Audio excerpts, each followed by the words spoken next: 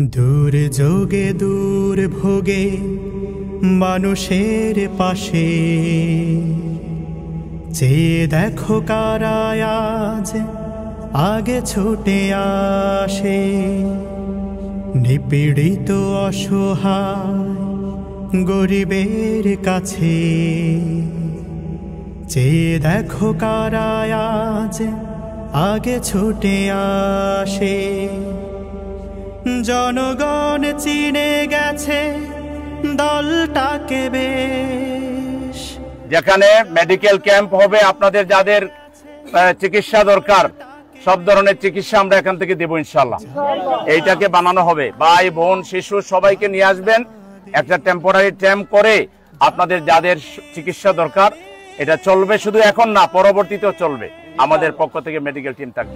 জনগণ বুঝে গেছে দলটাকে বেশ।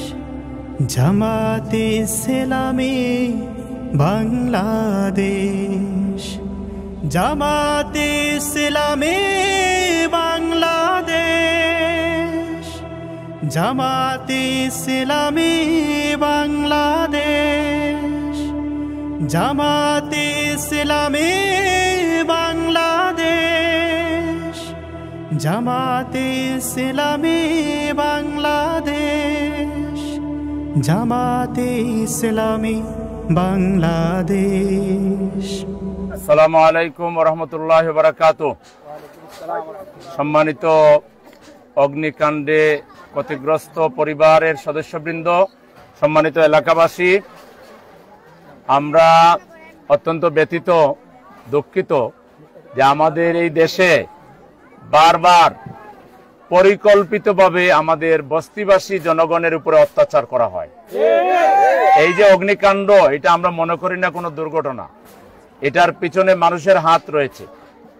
এক শ্রেণীর অসাধু অসৎ চরিত্রবান মানুষ, তারা নিজেদের বৈষয়িক স্বার্থে নিজেদের আখের গোছানোর জন্য এই গরিব মানুষগুলোর উপরে বারবার অত্যাচার করে যাচ্ছে। সেই আওয়ামী আমল থেকে শুরু হয়েছে, আওয়ামী বোধ এখনো আমাদের এই গাড় থেকে যায় নাই। আমরা বর্তমান সরকারের কাছে দাবি জানাবো, আপনারা কোনো দলের না, নিরপেক্ষ লোক।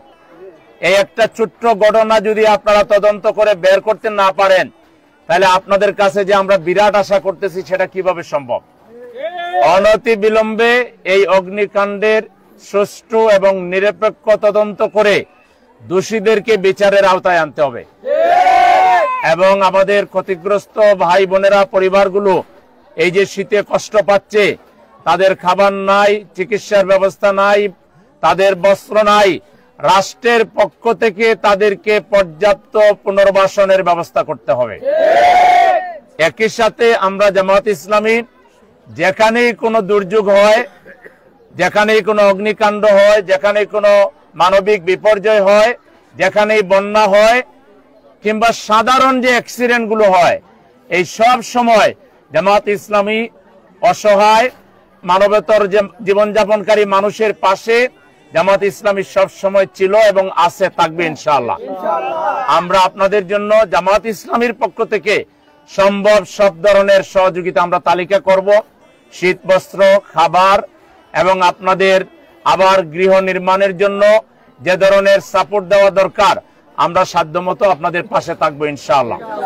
আমরা অন্যান্য রাজনৈতিক দল এবং সামর্থ্যবান ব্যক্তিদেরকে আহ্বান জানাবো, আমাদের এই সহায় বনি আদম যারা ভাই বোন যারা শিশুরা রয়েছে, তাদের পাশে দাঁড়িয়ে আপনারা মানবতার সর্বোচ্চ প্রমাণ আপনারা দিবেন ইনশাআল্লাহ। জামাত ইসলামী জনগণের টাকায় রাজনীতি করে না।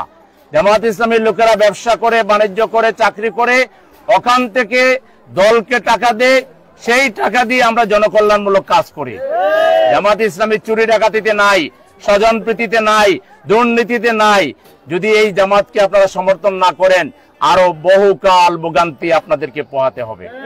এজন্য আগামীর বাংলাদেশ বিনির্মাণে মা বোন সবাইকে জামাত ইসলামীকে সহযোগিতা করা উদাত্ত আহ্বান জানিয়ে আমরা লোকাল সংগঠনকে বলে যাচ্ছি, তারা তালিকা করবে আপনাদের কোনো না কোনো কিছু, হয় একটা শীত বস্ত্র, না হয় কিছু খাবার, না হয় কিছু গৃহ নির্মাণের সহযোগিতা, কোনো না কোনো ভাবে আমরা আপনাদের পাশে থাকবো ইনশাআল্লাহ।